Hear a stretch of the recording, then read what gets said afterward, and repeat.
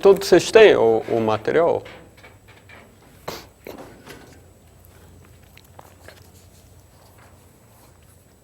Tá? Tem um pouquinho de teoria sobre PAs e PGs, e aí tem um monte de problemas que envolvem PAs e PGs. Os problemas, às vezes, são muito diferentes uns dos outros, em grau de dificuldade, em técnicas que devem ser empregadas, em o que está sendo perguntado, em tudo. Tá? O único tema em comum que eles envolvem PAs e PGs. Então vamos dar uma passada pela teoria primeiro, e depois a gente seleciona alguns problemas aqui para resolver. E não vai dar para fazer todos, porque são muitos. Eu encorajo vocês a tentarem fazer os outros. Tá? Bom, eu não pensei em todos, porque tem um monte aqui, mas alguns são claramente bem interessantes. Bom, o que é uma progressão, antes de mais nada, né? Uma progressão é mais ou menos um sinônimo de sequência.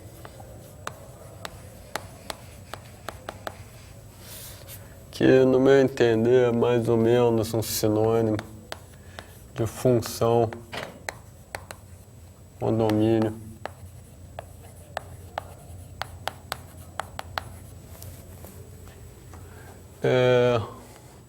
Bom, um subconjunto de Z dos inteiros.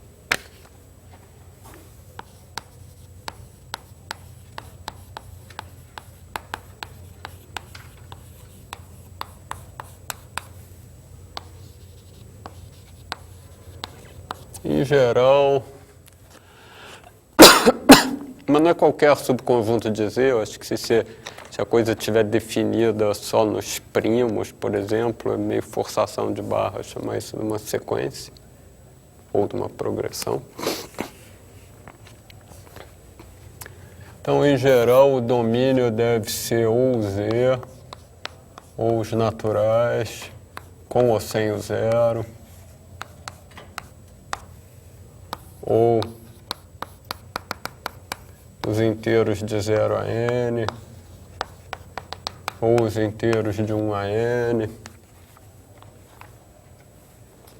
sabe? Mas tem uma certa liberdade aí no que pode ser. Tá? Se a coisa estiver definida, por exemplo, a partir de -1, eu acho que seria um pedantismo dizer que isso não é uma sequência, porque sequência não é para estar definida no -1. Então, não é uma definição muito precisa.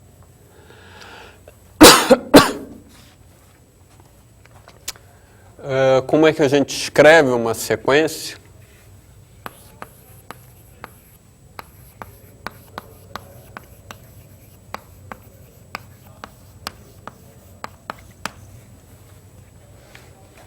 A rigor, você poderia usar a notação de função, né? Você pode dizer a sequência pode ser dada por uma fórmula, assim, a n igual a 1 mais 2 elevado a n, qualquer coisa do gênero, assim, isso é uma sequência. Né?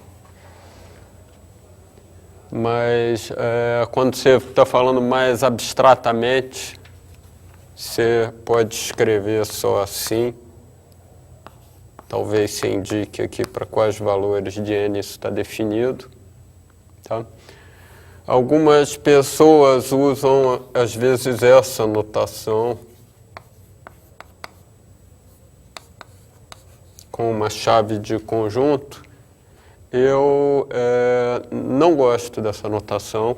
Eu acho que essa notação deve ser evitada, porque ela, se não é um erro conceitual, pelo menos ela é um convite a um erro conceitual, de confundir a sequência com o conjunto dos valores que a sequência assume. Né? Essa sequência aqui ela não é igual à sequência que você obtém embaralhando os termos, tá? Se o conjunto dos valores for o mesmo, a sequência pode ser completamente diferente. Agora, uma melhor, talvez, notação para uma sequência é simplesmente listar os valores e deixar explícito ou implícito que espécie de lei de formação existe. Então,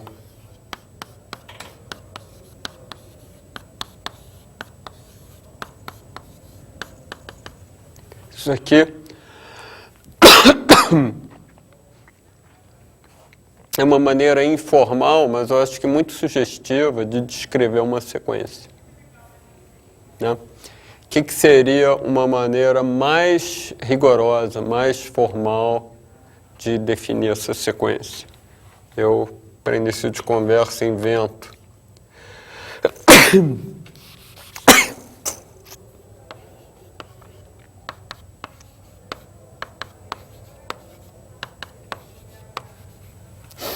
uma notação, eu indexo, tá?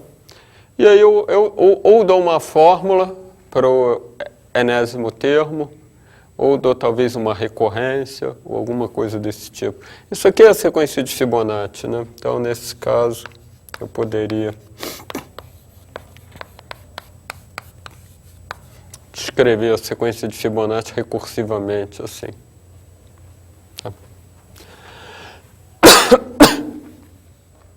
Tá, então uma explicação muito geral do que é uma sequência. Agora, progressões aritméticas.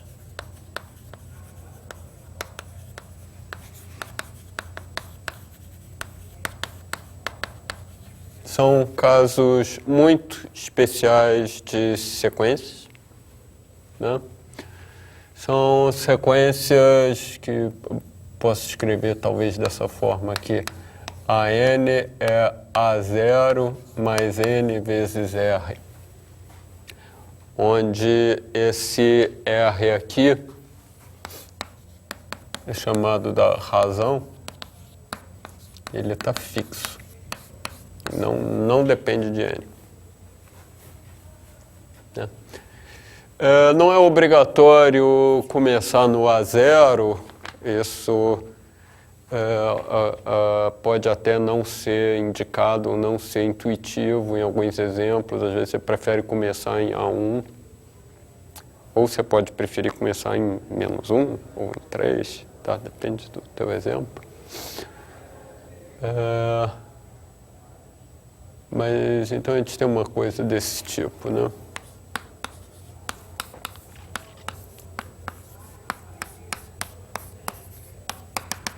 Então, isso que está aqui é um exemplo de uma progressão aritmética de razão 2. Né? Então, a razão é a diferença entre dois termos consecutivos.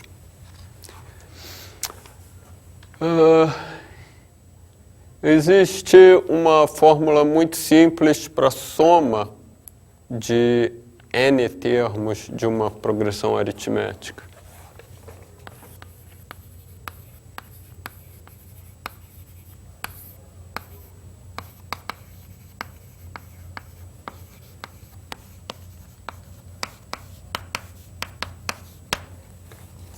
Tá? Então, digamos que vamos fazer primeiro um exemplo, ou talvez o contrário. Primeiro fazer a fórmula geral e depois fazer um exemplo, que eu acho que a fórmula é uma dessas que não vale a pena decorar, porque ela é imediatamente obtível fazendo um truquezinho muito barato, muito fácil de guardar. Eu acho que é muito mais seguro se guardar o truque do que guardar a fórmula. Mas digamos que eu queira somar essa sequência aqui assim.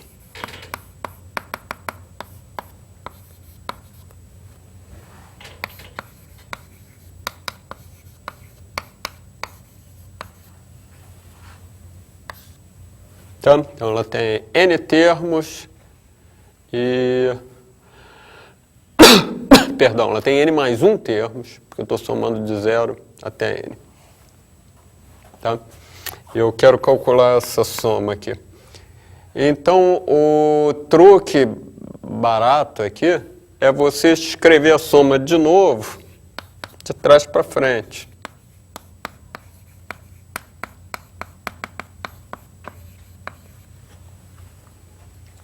Tá? E agora você soma as duas somas. Tá?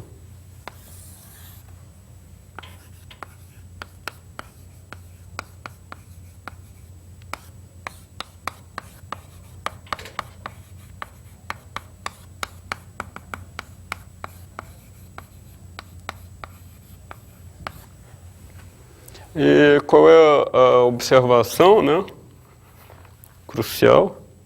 É que esses parênteses aqui são todos iguais. Tá? Porque daqui para cá, você somou R.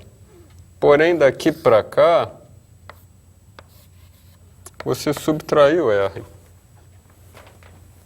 Tá? Então, dá a mesma coisa. Né? Então, isso aqui pode ser escrito assim, eu tenho n mais 1 vezes o A0 mais AN, ou se você quiser, S é A0 mais AN sobre 2 vezes, perdão, n mais 1 vezes isso, né?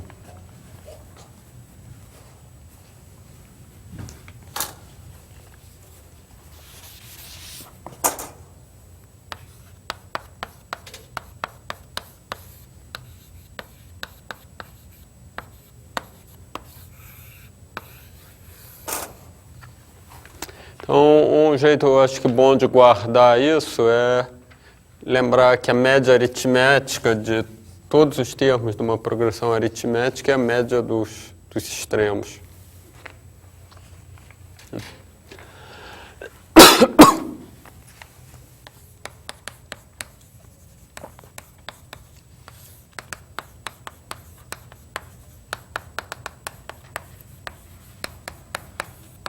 Tem uma lenda que Gauss, quando criança, um professor que acreditava em ensinar na base de mandar os alunos fazerem contas gigantescas, mandou os alunos fazerem isso, implicitamente fazendo na marra, né? Realmente somando os 100 primeiros termos. E que Gauss não fez a coisa na marra, porque ele observou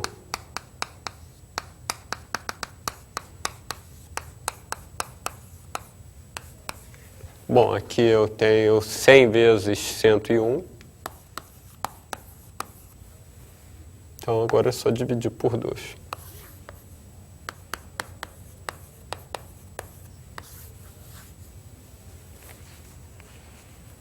Tá?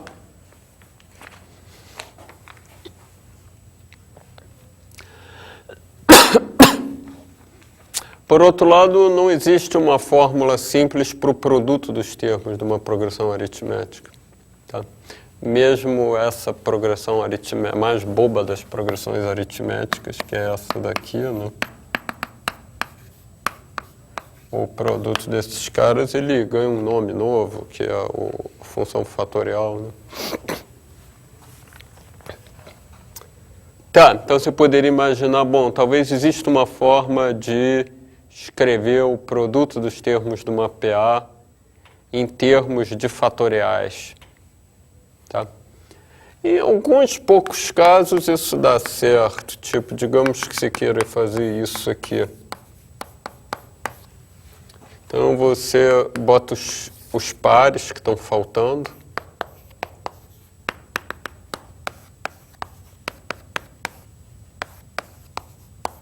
Bom, você botou, eles não estavam lá, você tem que botar no denominador, né? Mas aí tem n deles, né? Então você aproveita e bota um 2 elevado a n em evidência aqui.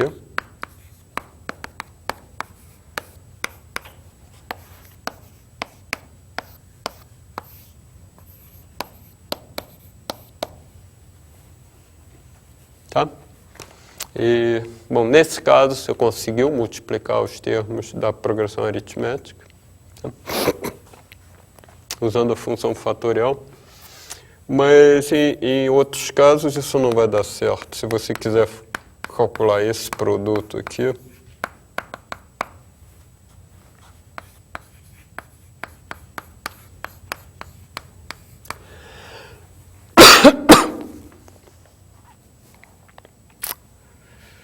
você consegue escrever isso usando a função gama, se você quiser, né?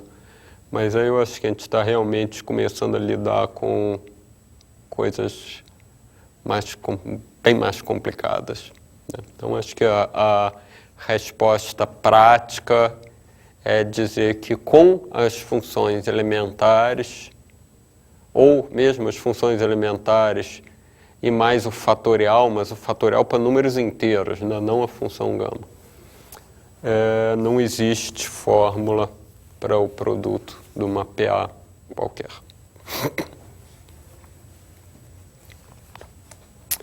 Bom, o que é uma progressão geométrica?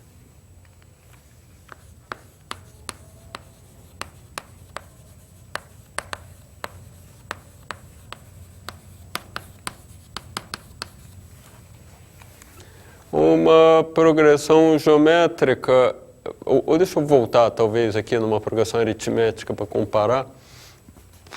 A progressão aritmética é obtida,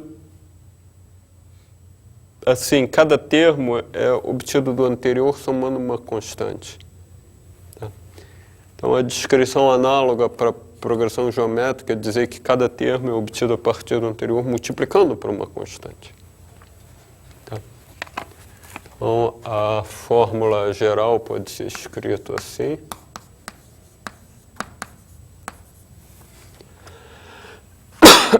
Onde, novamente,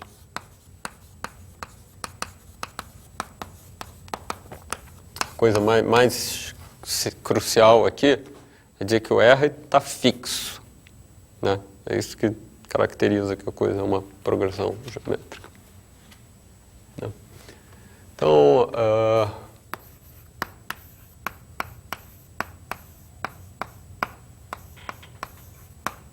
isso aqui é um exemplo de uma progressão geométrica.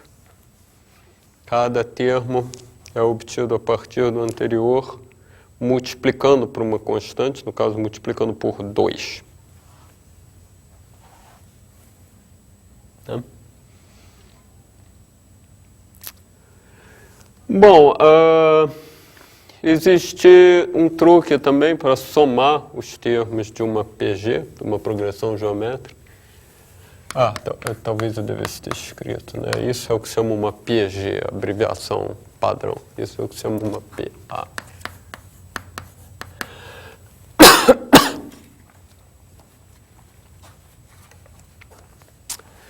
Então, como é que a gente faz para somar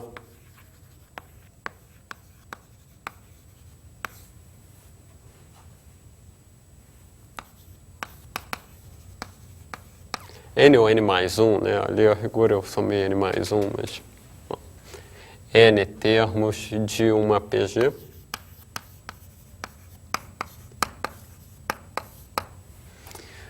Novamente aqui existe uma fórmula e novamente eu acho que essa fórmula é melhor não decorar, porque eu acho que é um truque muito barato que obtém imediatamente a fórmula. Então eu acho que é melhor guardar o truque. Então vamos novamente fazer a coisa em geral e depois considerar exemplos.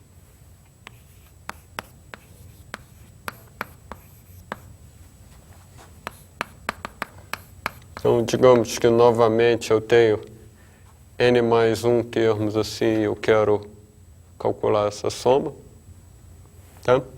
Onde, lembrando, o AK mais 1 é sempre R vezes o AK, porque isso é uma PG, né?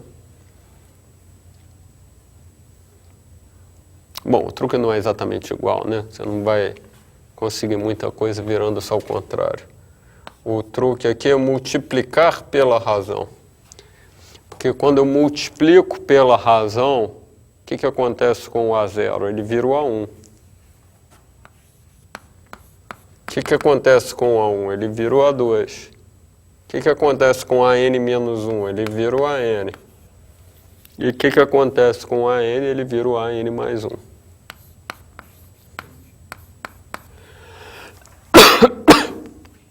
Né? Agora, a gente subtrai.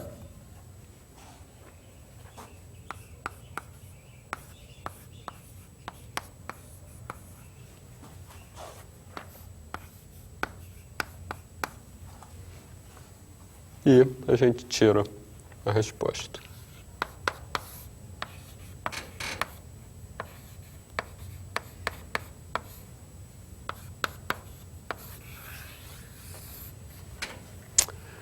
Isso é o que às vezes é chamado um argumento, um truque telescópico, né? Porque se deve pensar naqueles telescópios que esticam e encolhem assim, tipo de filme de pirata, né?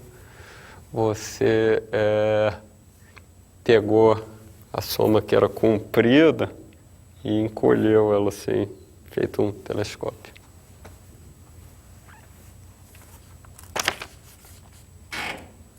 Vamos ilustrar isso com um exemplo.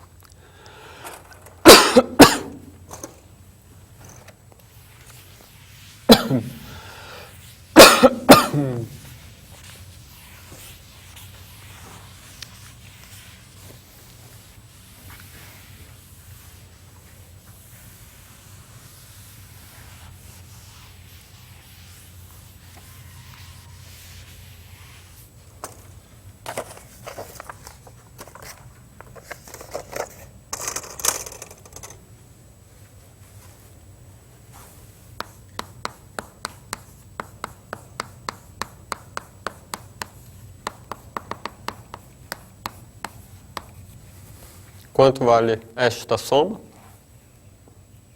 Tá? Bom, você não sabe, se chama soma de S. Tá? E agora se multiplica por 2 ou por meio, tanto faz. O truque vai dar certo de qualquer um dos dois jeitos. Digamos que você multiplique por meio.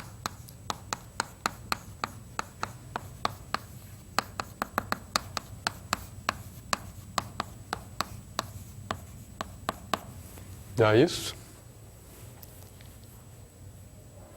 Tá? Agora você subtrai.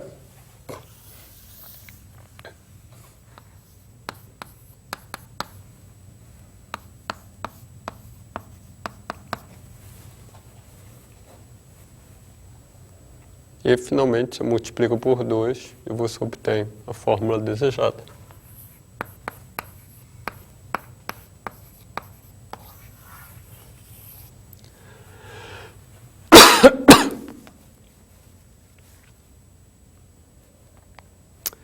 No caso de uma progressão aritmética, não faz muito sentido considerar a soma de uma PA infinita, né? Mas no caso de uma progressão geométrica, faz sentido. Tá.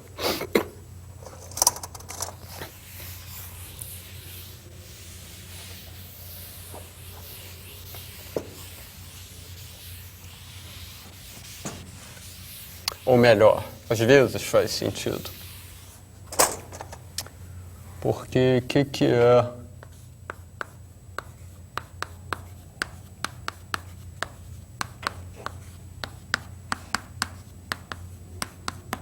essa soma infinita daqui? Bom, vamos primeiro usar o truque sem pensar, tá? Vamos chamar essa soma de S. Então, R vezes S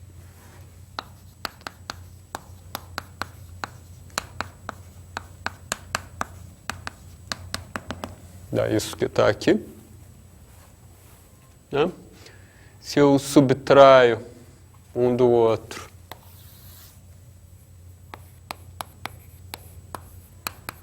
eu chego a essa conclusão e, portanto,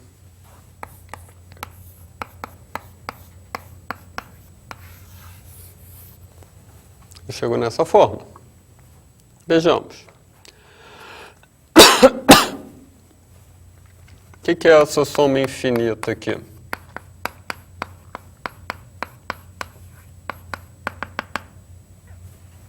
Isso daqui, muito formalmente, é o limite quando n tende a infinito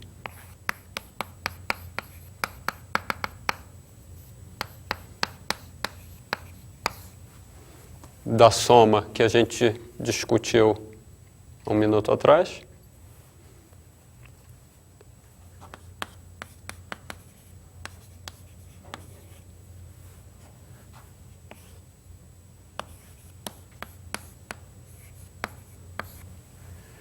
Que dá isso, que dá 2. Que de fato deu certo, né? Deu 1 sobre 1 menos meio.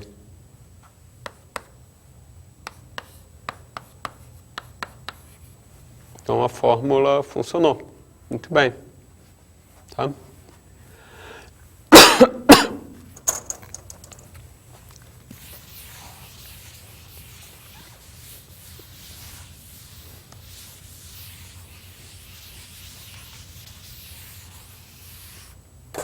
Por outro lado, o que acontece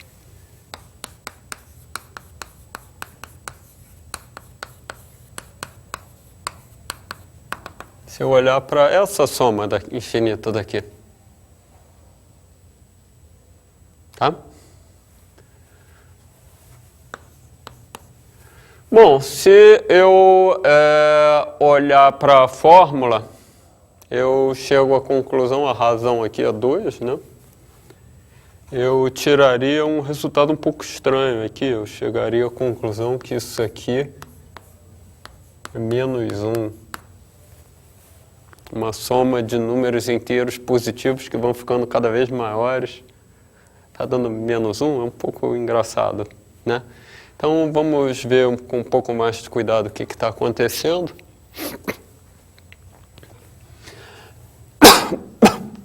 Se eu olhar para a enésima soma,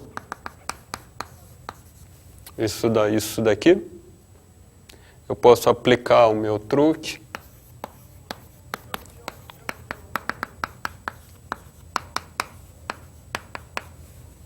Subtraio, eu prefiro fazer esse menos esse, que eu chego direto.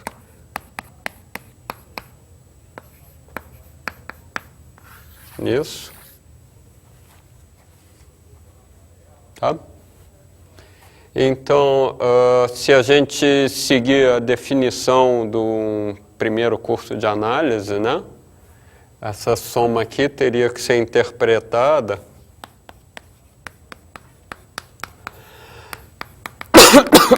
como sendo isso daqui, né? O limite quando n tende a infinito de Sn, que é o limite quando n tende a infinito de menos 1 mais 2 elevado a n mais 1. Tá? Então, vocês veem, o que a fórmula fez foi que ela pegou esse termo aqui, como ele dependia de n, a fórmula achou que a única coisa que fazia sentido era jogar o termo fora. Tá? Bom, talvez não fosse bem isso que a gente quisesse, né? Ou talvez fosse, não sei.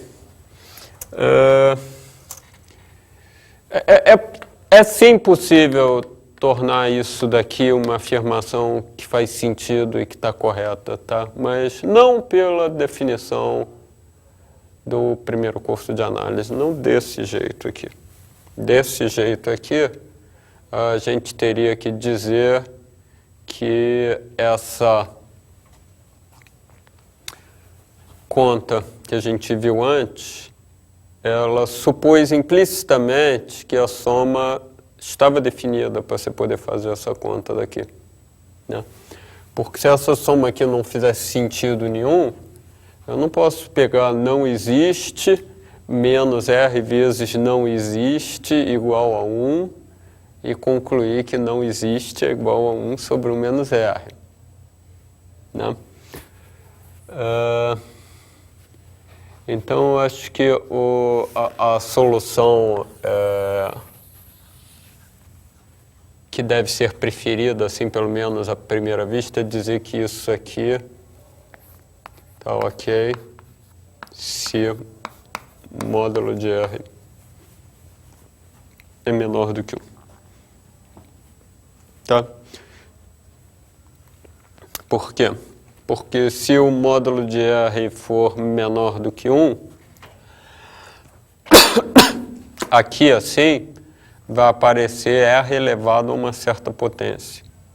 Se eu pego um número de módulo menor do que 1 e elevo a uma potência grande, isso está tendendo para zero. Tá? Agora, se o número tiver módulo maior do que 1, ou mesmo igual a 1, no que eu elevar a potência n, isso não vai tender para zero. Né? Então, coisa...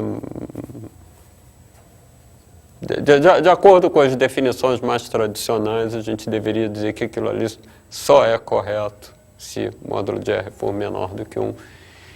E considerar isso daqui como fruto de aplicar uma fórmula numa condição em que a fórmula não realmente se aplica. Tá? De novo, esse ponto de vista não é o único possível, não. Tá? Existem outros pontos de vista que conseguiriam atribuir um sentido a isso. Tá? Mas aí a gente estaria complicando. Tá, muito bem. Então a gente sabe somar uma PA e sabe somar uma PG. Vamos ver como é que a gente multiplica os termos de uma PG.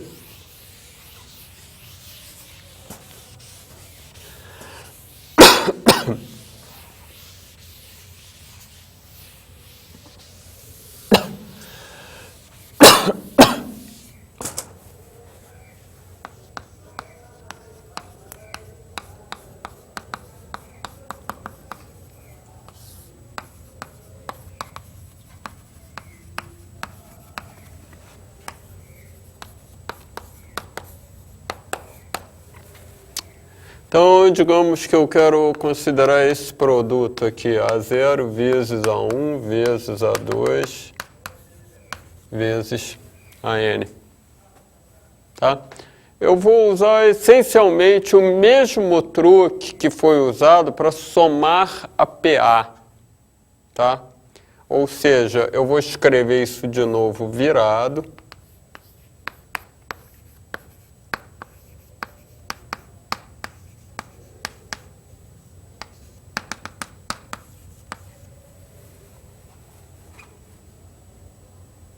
Tá? Eu não vou multiplicar, né? Perdão, eu não vou somar, eu vou multiplicar. Né? Então eu multiplico.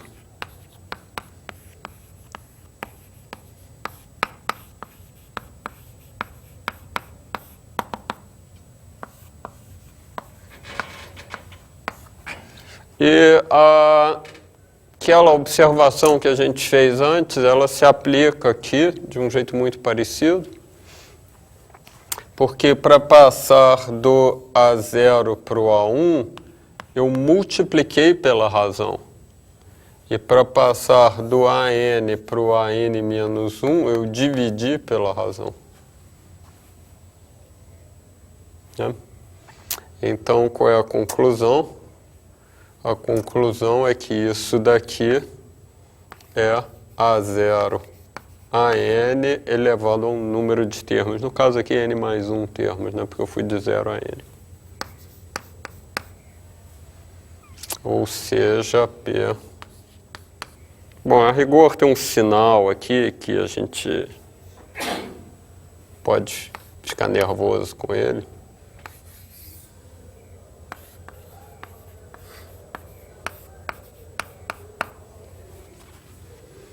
mas a menos dessa bobagem ali do sinal, a gente sabe calcular o produto dos termos da PG.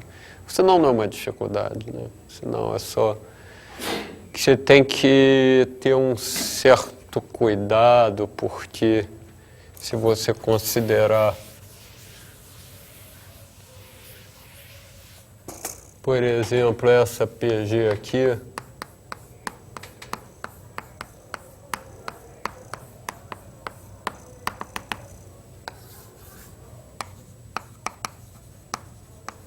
o que dá esse produto aqui? Vamos chamar isso do produto com N termos, o produto N. Depende do N. Depende do N. O P0, né, seria com 0 termos, né, seria 1. O P1 só entra esse 1zinho aqui, então também é 1. O P2 entra o 1 e o menos 1, então é menos 1. O P3 entrou 1, menos 1 e 1, então ainda é menos 1.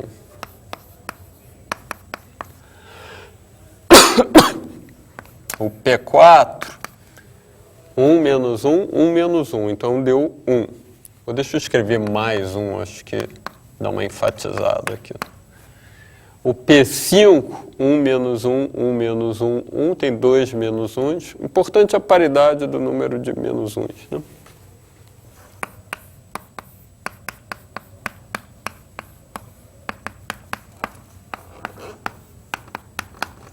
Eu botei 4 por linha de propósito, tá? Porque isso aqui vai ser uma coisa com período 4. Né? Então a resposta é que Pn é mais 1 se n for côngruo a 0 ou 1 mod 4 e menos 1 se o n for côngruo a 2 ou 3 mod 4. Tá? O P0 é um produto vazio, né? O produto vazio, por convenção, é 1. Assim como a soma vazia, por convenção, é 0. Quer dizer, uma convenção, mas não é uma convenção arbitrária, né? É uma convenção porque é a única coisa que faria sentido. Porque quando você acrescenta um termo... Escuta, o produto de duas coisas, eu acho que não tem dúvida nenhuma do que é, né? Quando você passa do produto de 2 coisas para o produto de 3 coisas, você multiplicou pelo termo novo que entrou. Né? Então, quando você passa do produto de uma coisa para o produto de 2 coisas, você multiplicou pelo termo novo que entrou. Ou seja, o produto de uma coisa só é aquela uma coisa. Né? Produto do número 4. Por quem? Não, só o número 4. Então, esse produto é 4. Né? Agora, o produto vazio, né, de 0 termos, teria que ser alguma coisa que, quando você multiplica pelo único termo que entrou, dá esse único termo que entrou. Né? Então, o produto vazio, ele tem que ser 1. É a única coisa que faz sentido aí. Então, é uma convenção...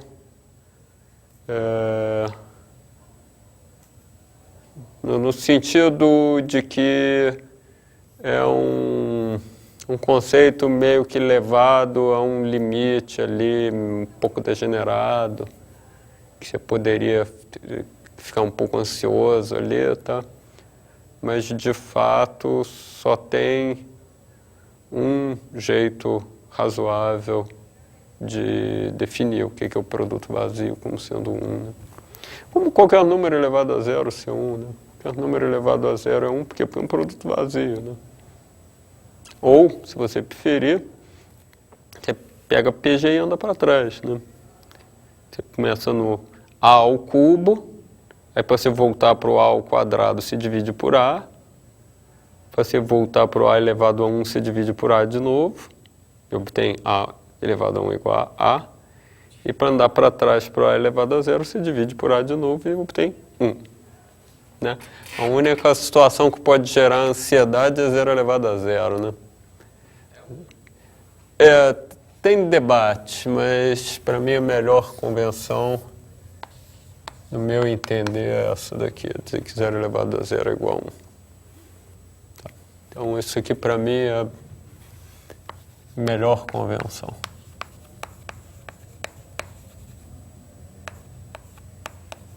Que mesmo esse produto vazio, que muito estranho aqui, muito especial, mesmo esse, eu ainda diria que é 1. Mas aqui há divergências, né? Algumas pessoas vão dizer que 0 elevado a 0 não está definido. E o motivo para isso é por causa de cálculo, né? Porque quando você tem duas funções que se aproximam de 0, f e g, digamos. F de x se aproxima de 0 quando x tende a 0. G de x tende a 0 quando x tende a 0. Se eu olhar para f de x elevado a g de x, quando x tende a 0, o que acontece com isso? Você não sabe, você não tem certeza. Então, como isso é indefinido, algumas pessoas acham que é melhor também não definir 0 elevado a 0. Eu não acho esse argumento convincente. Tá? Eu acho que argumentos algébricos e combinatórios são tão fortes que eu prefiro dizer que 0 elevado a 0 está definido é igual a 1, mas que você tem que ter cuidado, porque tem uma descontinuidade ali. Então, quando você está fazendo o cálculo, você tem que lembrar disso. Eu prefiro dizer isso, mas tem quem discorde. Tem também um ponto de vista que 0 elevado a 0 é igual a 1, porque quando você tem dois inteiros, 2 e 3, por exemplo, por que 2 ao cubo é 3? Perdão, por que 2 ao cubo é 8? Por que 2 ao cubo é 8? Porque você está contando funções de um conjunto de 3 elementos num conjunto com 2 elementos. Né? Então, esse cara aqui escolhe se ele vem para cá ou para cá, esse cara escolhe se ele vem para cá ou para cá, esse cara escolhe se ele vem para cá ou para cá. Tá? Então, se eu dar 2 ao cubo, dá 8 funções. Então, 0 elevado a 0 nessa interpretação seria quantas funções tem no vazio. Tá? Que é uma coisa degenerada também. Tá? Mas eu acho que é uma coisa degenerada, mas que você pensa um pouco, você vê que não tem por que não definir. Tá? Não tem por que você negar a função vazia. O nome de função, né? Existe uma única função do vazio no vazio, função vazia. Então, 0 elevado a 0 é igual a 1. Esse argumento não é único, né? Se isso fosse um único argumento a favor de 0 elevado a 0 ser igual a 1, eu acho que eu teria dúvidas sobre se isso é a melhor convenção, né? Mas tem um monte de situações em que isso é melhor. Bom, então a gente aprendeu a somar e multiplicar PAs e PGs. E fizemos comentários aleatórios aí sobre outros temas. Vamos resolver alguns problemas aqui.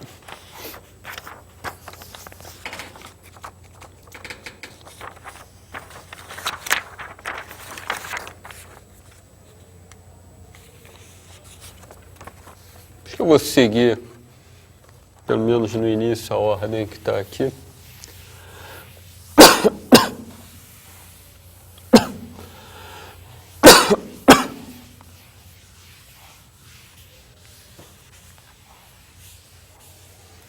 Só mais um último comentário aqui sobre divergências. Pode parecer engraçado que haja divergências, né?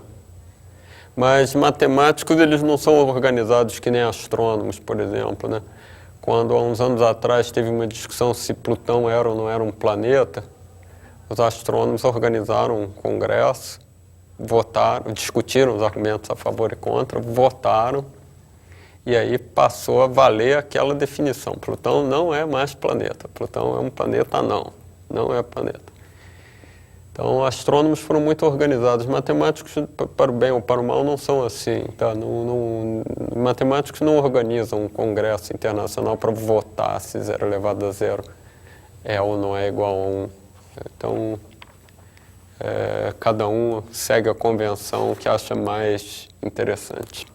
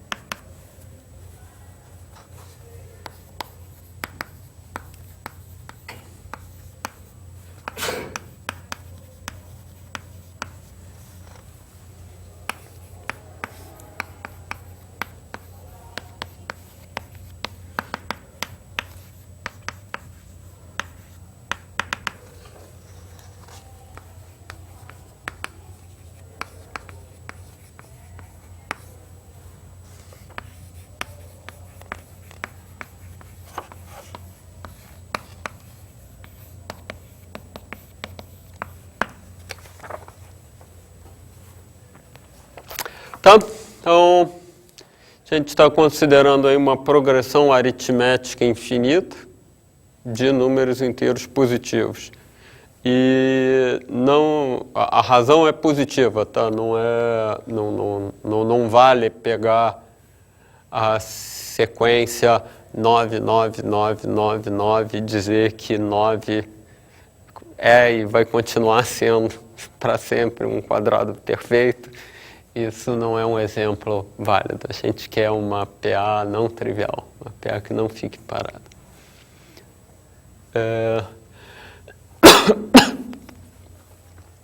Talvez seja bom dar um exemplo aqui.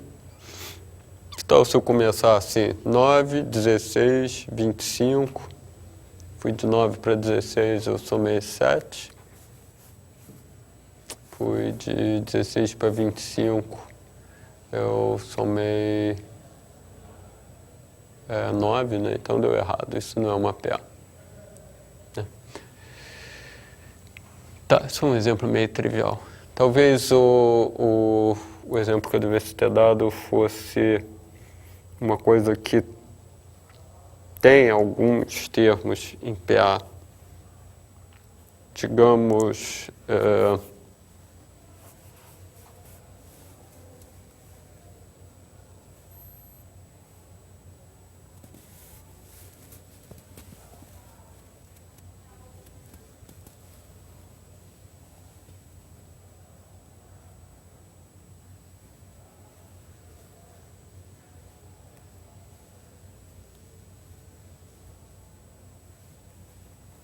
bom, deixa pra lá. Fica com um exercício aqui, obter progressões aritméticas finitas aqui com todos os termos quadrados perfeitos. Mas, voltando ao problema aqui, por que não pode acontecer de todos eles serem quadrados perfeitos? Tá? Tem vários jeitos de resolver esse problema. Tá?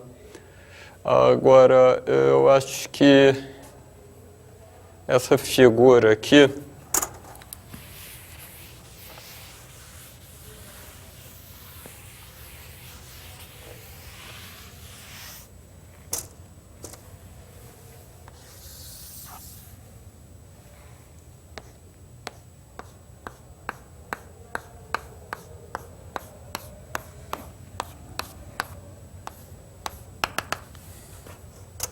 vamos marcar os inteiros aqui.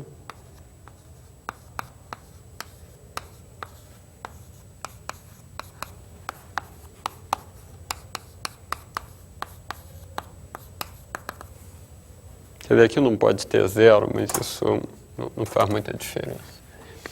E vamos marcar os quadrados.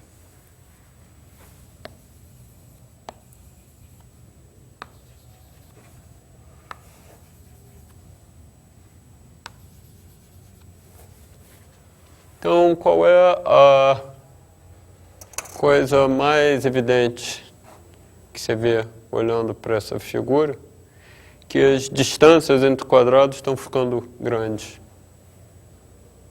Né? Estão ficando arbitrariamente grandes. Né? E o que é uma progressão aritmética? Uma progressão aritmética é assim, ó. Você começa num certo ponto e você vai dando pulos sempre do mesmo tamanho. R. Né? E você vai pulando para lá a vida toda. Tá? O que vai acontecer aqui com a nossa progressão aritmética quando ela for pulando aqui? Talvez o pulo seja muito grande, talvez o pulo seja de tamanho 1 milhão, sei lá. Tá? Então aqui no início você consegue pular sobre esses abismos. Tá? Mas os buracos vão ficando maiores, maiores, maiores. Alguma hora, fatalmente, o buraco vai ser maior do que a razão.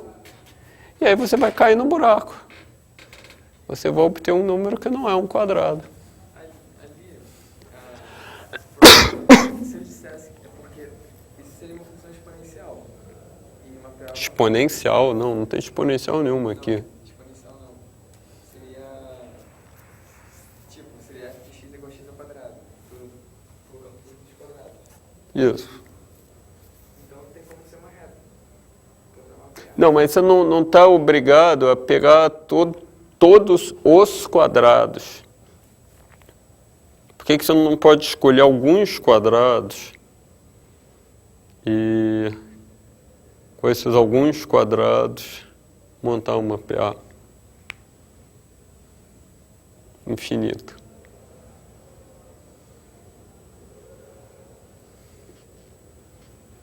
Ou digamos assim, um exemplo bobo aqui.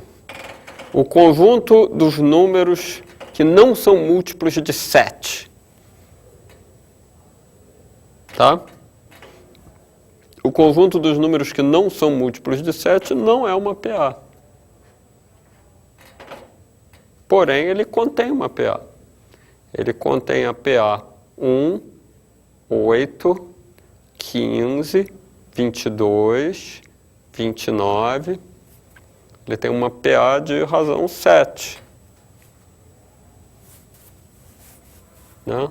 Então, o fato disso aí não ser uma PA, por si só, não garante que não seja possível escolher alguns termos para formar uma PA. Tá? O que garante, uma maneira de demonstrar que não cabe uma PA aí, é ver que a razão vai ficando grande, né? Perdão, que os buracos vão ficando grandes. E em qualquer PA a razão está fixa. Tá? Quer dizer, eu posso dizer o seguinte, que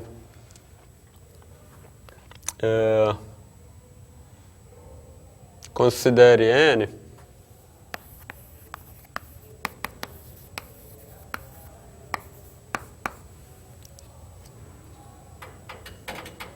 N igual a 2R, por exemplo. Então, olhe para esses termos aqui, o termo A mais NR e o termo A mais N mais 1R não podem ser ambos quadrados. Por que não? Porque a diferença aqui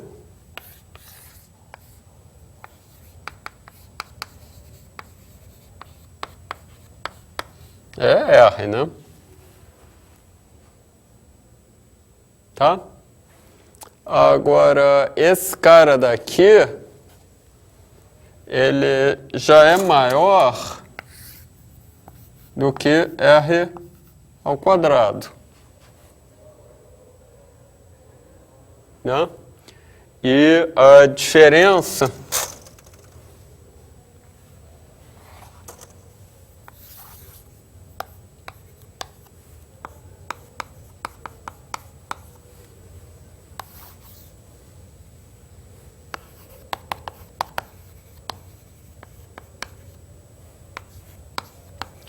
Aqui, mesmo entre o r ao quadrado e o quadrado seguinte, já é maior do que 2r.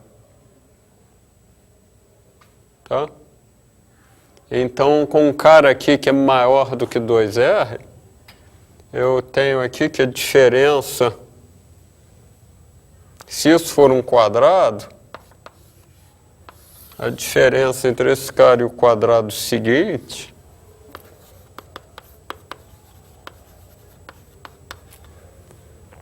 essa diferença aqui vai ser maior do que 2r. Então esse cara não é quadrado, porque ele caiu no meio do buraco. Mas aí é só para n igual a 2r. N par. Não.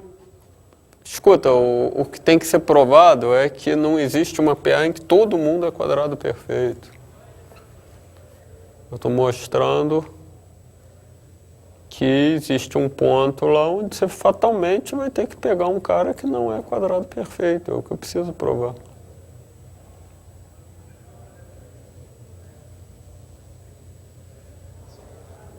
Tá? Na verdade, o fato dele ser par ali não tem nada a ver com nada, né? Porque se eu... esse 2 aqui foi só para dar folga no argumento. Né? Se você nem precisava botar nada aqui. Se você pegasse n igual a r, aqui o argumento já estava correto. Porque a diferença já era maior do que...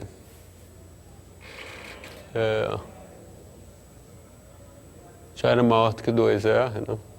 Podia até pegar n é algo bem menor do que r, né? Tipo r sobre 2, assim, já dava errado. Ou você pode pegar n igual a 3r, né? Qualquer coisa. O fato é que quando n é grande, não só nem todo mundo é quadrado, mas você tem relativamente poucos quadrados, porque os buracos são muito grandes. Você tem que ir andando um pulinho de tamanho fixo. E tem esse buracão aqui, e o teu pulo é isso. Então aqui, digamos que você acerte bem num quadrado aqui, pum! Agora, o próximo quadrado está lá longe. Você com esse pulo pique roxinho, você vai ter que pular um monte de vezes em não quadrados antes de chegar no próximo quadrado. Tá? Acho que essa demonstração, ela...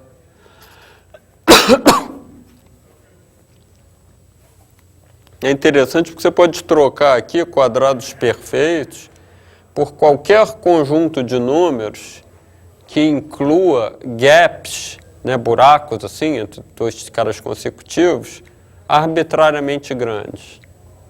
Por exemplo, não existe uma progressão aritmética infinita em que todo mundo é primo.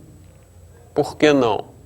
Porque a gente sabe que existem buracos arbitrariamente grandes entre dois primos consecutivos. Você especifica um número, 1 milhão. Existem dois primos cuja distância é maior do que 1 milhão. Tá?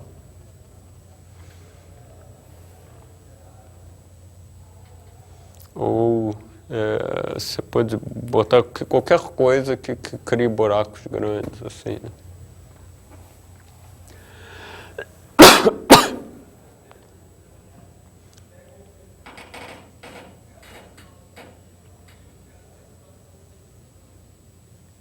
Números que não contêm o algarismo 5 na expansão decimal.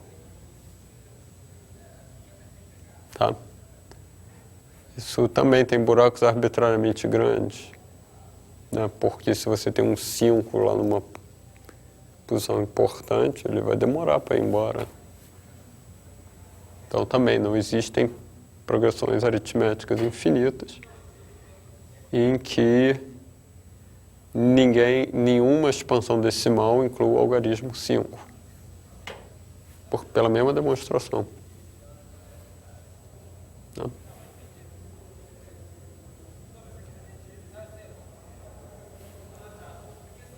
Bom, vejamos outro problema.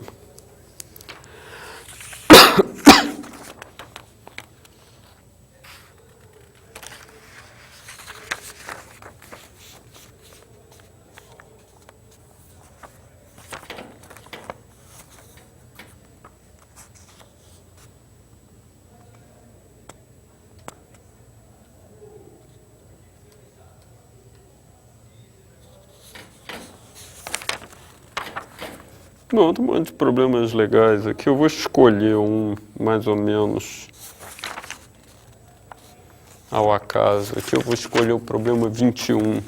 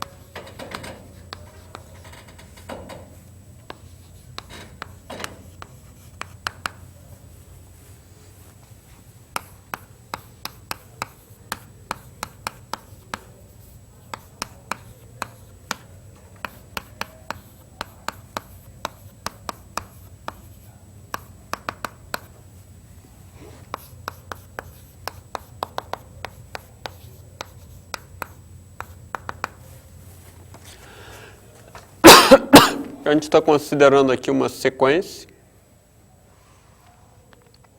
Essa sequência não é nem uma PA, nem uma PG.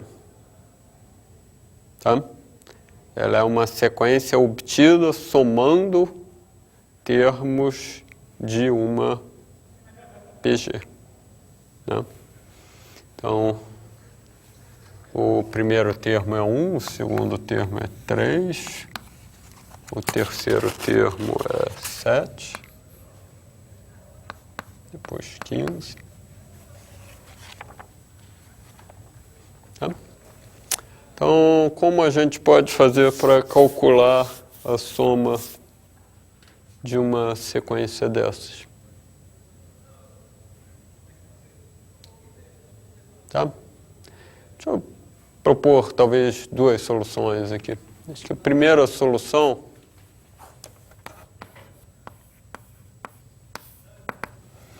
é ver se a gente consegue dar uma fórmula aqui mais simples, uma fórmula que não envolva 3 pontinhos para os termos da sequência.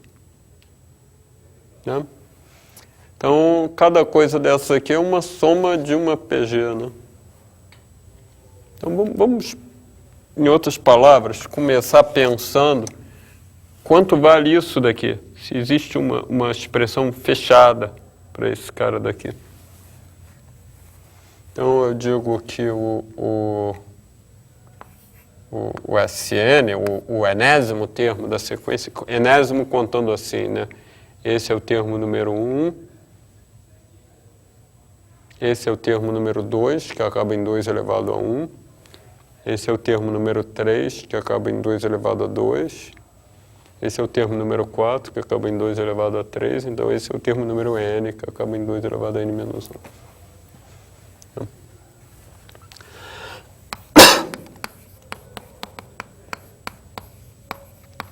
Então, fazendo o truque padrão,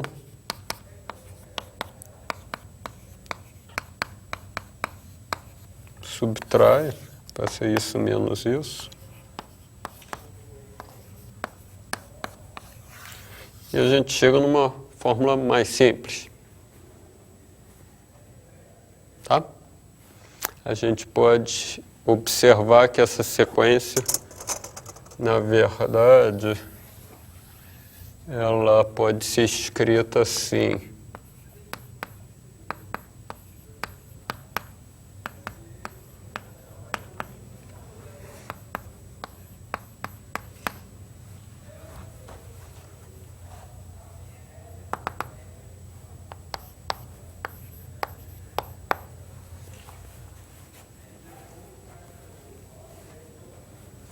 Tá? Então, quem é a soma desejada? A soma desejada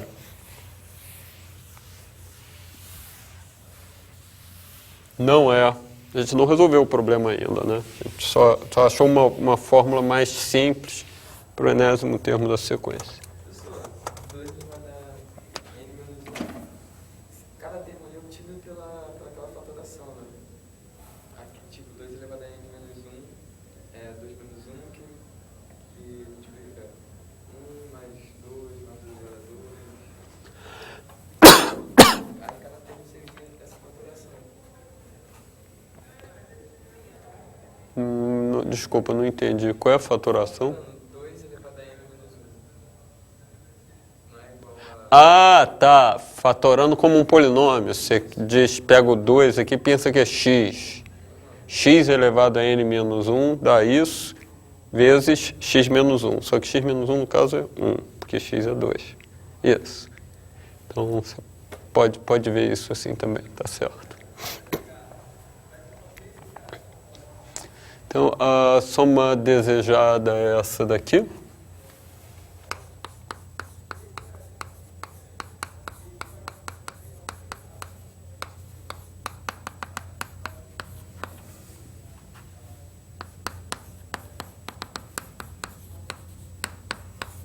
Então, usando a nossa fórmula que a gente acabou de provar,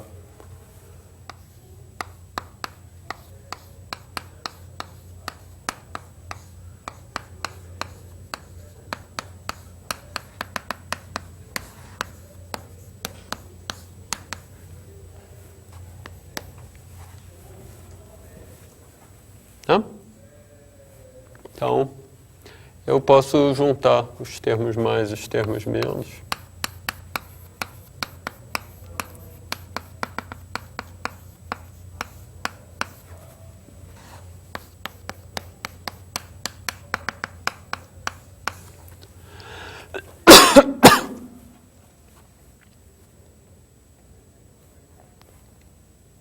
Ok?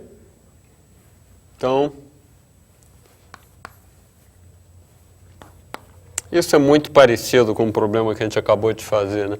Isso aqui, na verdade, é 2 vezes isso daqui, né? Eu multipliquei 1 por 2, obtive 2 elevado a 1. Multipliquei 2 por 2, obtive 2 elevado a 2. Multipliquei 2 elevado a n menos 1 por 2, obtive 2 elevado a n. Então, isso aqui é 2 elevado a n mais 1 menos 2.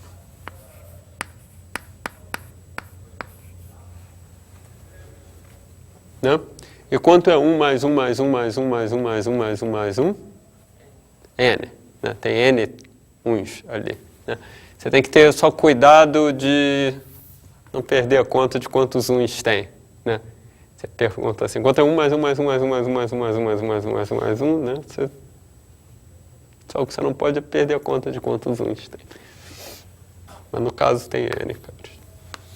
Então, é isso que o problema pede. Tá? Eu gostaria de apresentar uma segunda solução para esse problema.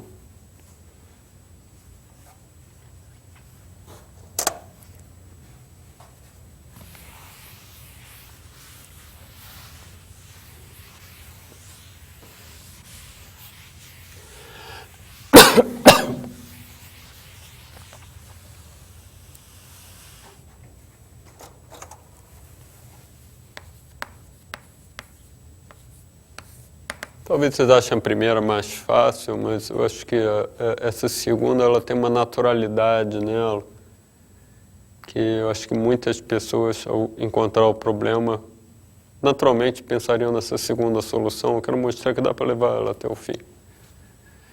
Que é descrever a nossa soma desejada assim, né?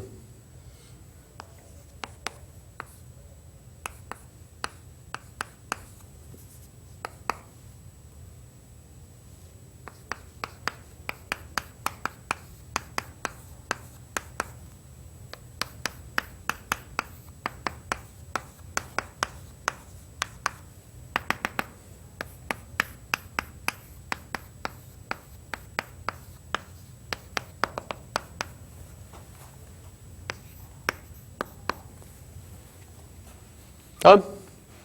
Então a gente observa que cada coluna nesse diagrama tem o mesmo número repetido várias vezes. Tá? Bom, quantas vezes exatamente? Aqui eu tenho n. Aqui eu tenho n menos 1 vezes 2 elevado a 1.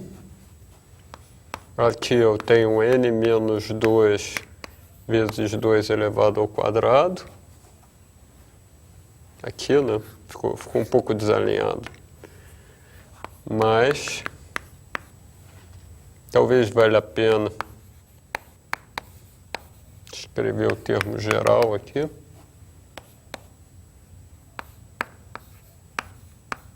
Até o último termo, que é esse.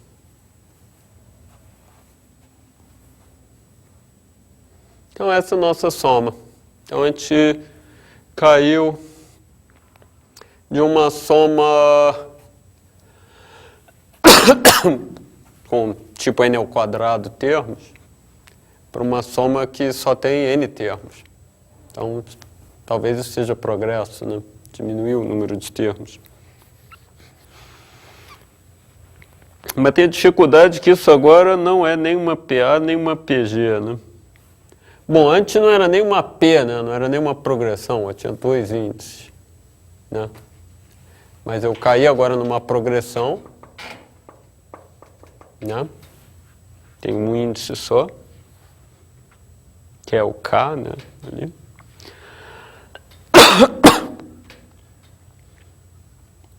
Mas isso não é nem uma PA nem uma PG, é um produto de uma PA e uma PG. Né? Então eu quero mostrar que o mesmo truque que a gente usa para somar PGs, ele funciona aqui. Tá? Por que então que eu estou mostrando essa solução? Eu acho que eu estou mostrando essa solução para isso, para dizer que esse truque, ele funciona em mais coisa do que só na PG. Tá? Então essa soma aqui se chama S. Então vamos escrever quanto é 2S.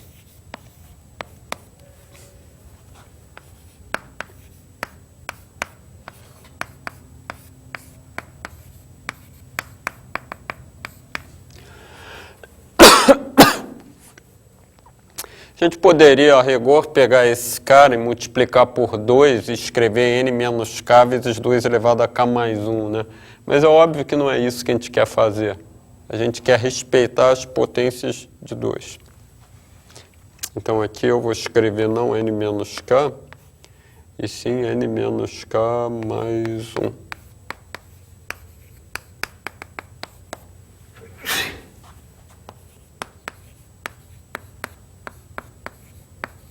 E aparece um termozinho a mais no final.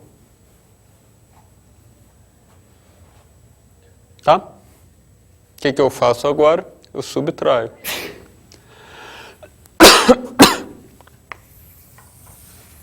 Exatamente o mesmo truque da PG. Tá? Faço esse menos esse. Bom, aqui tem um menos n, né? Aqui eu tenho um 2 a 1.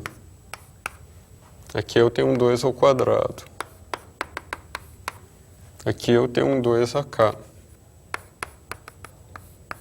Aqui eu tenho um 2 elevado a n menos 1. E aqui eu tenho um 2 elevado a n. Tá? Então, usando o truque de somar PG, a gente passou de uma progressão mais complicada para uma PG, né? Quer dizer, mais um termozinho aqui de correção, né? Então, se você quiser, você repete o truque, né? Ou se você, talvez você já saiba decorar a fórmula, né? Então, você chega...